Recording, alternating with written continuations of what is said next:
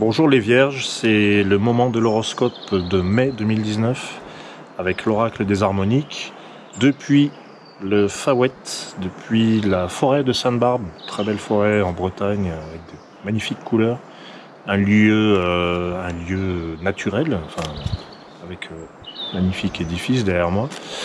Donc pour vous parler de votre mois de mai, alors je découvre en même temps que vous, les Vierges, je découvre les cartes, qu'est-ce que nous allons avoir? C'est la surprise, la source de vie. Alors là, c'est vraiment le début, c'est la genèse, c'est la création, la source de vie. Alors on peut voir de l'eau sur cette carte et puis on voit le grand 1. Qu'est-ce qu'elle nous dit cette carte? Tout est possible.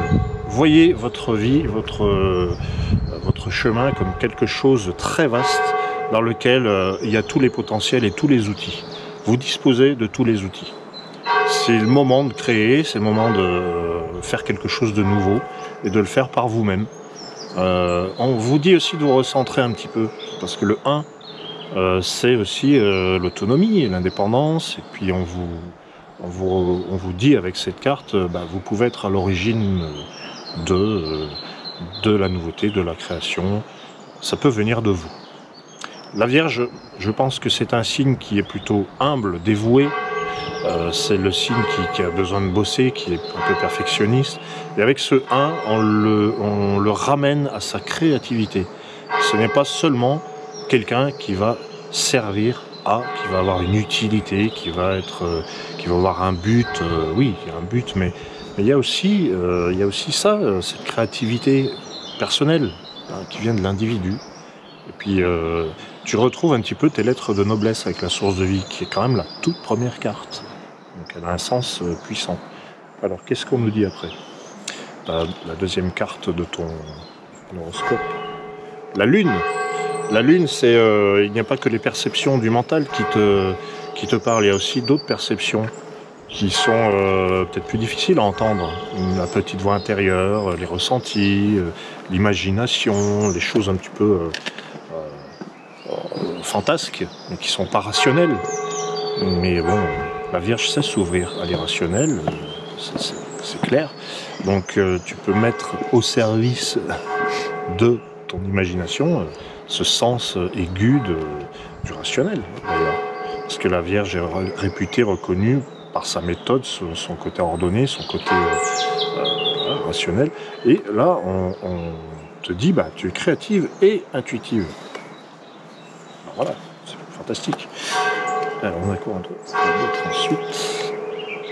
Le Sphinx. On est dans le même registre que la Lune, c'est la même famille, hein. Il y a des 8 partout dans cette carte. Le Sphinx qui te dit de faire l'unité en toi. Donc on a la créativité avec la source de vie, on a l'intuition, l'imagination, la réceptivité avec la Lune, et on a avec ce Sphinx le fait de réunir en soi ses propres dualités. Oui, j'ai de l'intuition mais j'arrive pas à l'entendre. Ça peut être ça, la dualité. Là, on te dit, mais avec ce Sphinx, tu peux très bien croire en ton intuition sans avoir vraiment de certitude. Je sais pas si c'est très clair. Ça, c'est mystérieux, le Sphinx. Là, on te dit d'accepter que tu peux pas tout expliquer, que tout n'est pas toujours limpide. Il y a une partie de mystère dans la vie. Allons-y, quoi. On y va, quoi. C'est comme si on te disait, mais vas-y, les yeux fermés, en quelque sorte. Mais on va voir la quatrième carte. Le prophète. Ça, c'est une carte qui ressemble à la Vierge. C'est celui qui cherche un petit peu le but de sa vie. C'est celui qui transmet un savoir. C'est celui qui défend ses idées. Et c'est celui qui croit en quelque chose. Donc, quand ça se termine par le prophète, on parle de tes idées, on parle de tes croyances en toi-même, de ta confiance. En fin de compte, tu peux transmettre des choses en étant un peu plus... Enfin, tu peux transmettre même ce qui t'échappe. T'as vraiment le don pour guider les autres avec ce prophète. Et t'as le don pour montrer, pour être un modèle.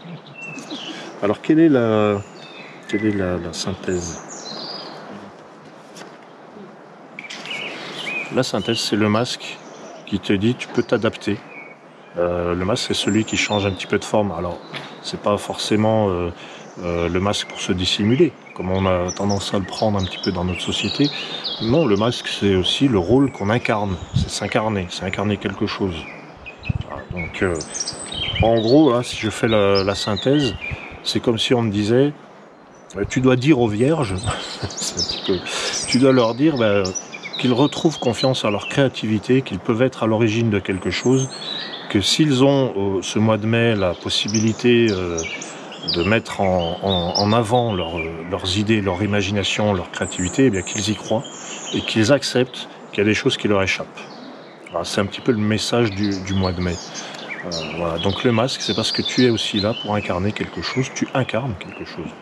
Et ça, c'est important. Enfin, je te remercie d'avoir suivi et je te remercie de t'abonner et de regarder. Et puis, je te dis à bientôt pour les prochaines vidéos.